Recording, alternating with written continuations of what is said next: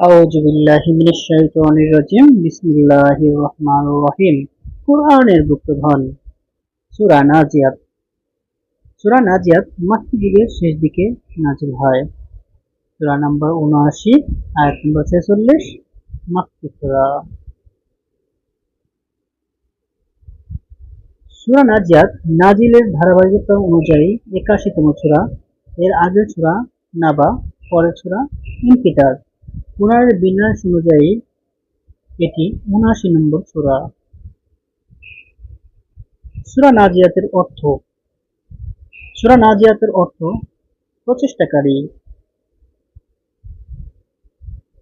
সূরা নাজিয়াতের major theme তিনটি: ১. কিয়ামত দিবসের ভয়াবহ কাঁপুনি। ২. মুসা আলাইহিস সালামের কাহিনী। ৩. কিয়ামতের সামগ্রিক পরিস্থিতি।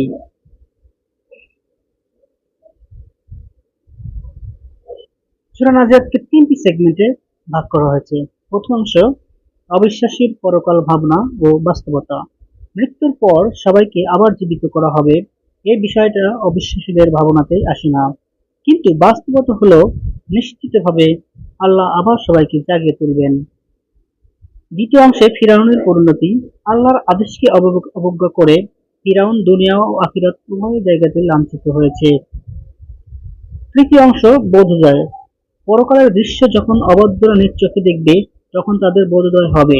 তাদের মনে হবে দুনিয়াতে তারা খুব সামান্য সময় ছিল। ফজিলত: নবী করিম সাল্লাল্লাহু আলাইহি সাল্লাম মাঝে মাঝে এক রাকাতেই একই রকমের দুটি সূরা তিলাওয়াত করতেন। এরকম এক জোড়া সূরা হলো সূরা মাআরিজ ও সূরা নাজিয়াত, যা তিনি এক রাকাতে তিলাওয়াত করতেন। আবু দাউদ ১৩৯৬। কজ অ্যান্ড ইফেক্ট: প্রতি রাতে সারাদিনের কাজগুলোর ব্যাপারে পাই টু পাই হিসাব নিন, তাহলে কোনো ভুল ত্রুটি হলে ঘুমানোর আগেই তওবা করার সুযোগ মিলবে।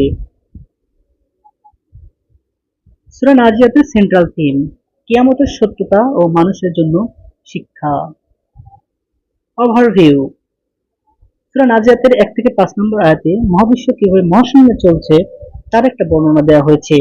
৬ থেকে ১৪ নম্বর আয়াতে কিয়ামতের ভয়ঙ্কর সূচনার উপর আলোকপাত করা হয়েছে। ১৫ থেকে ২৬ নম্বর আয়াতে ফিরআউন ও মুসা আলাইহিস সালামের ঘটনা বর্ণিত হয়েছে। ২৭ থেকে ৩৩ নম্বর আয়াতে আল্লাহ তাআলার ক্ষমতার নিদর্শন হিসেবে সৃষ্টি জগতের ৭টি বিষয়ের প্রতি মানুষের দৃষ্টি আকর্ষণ করা হয়েছে। আয়াত নম্বর ৩৪ থেকে ৪১ পর্যন্ত কিয়ামত দিবসের কিছু ঘটনার বর্ণনা দেওয়া হয়েছে। ৪২তম আয়াতে কিয়ামত দিবসের সময়ক্ষণ সম্পর্কে মুশরিকরা তাফসীলভাবে প্রশ্ন করে কখন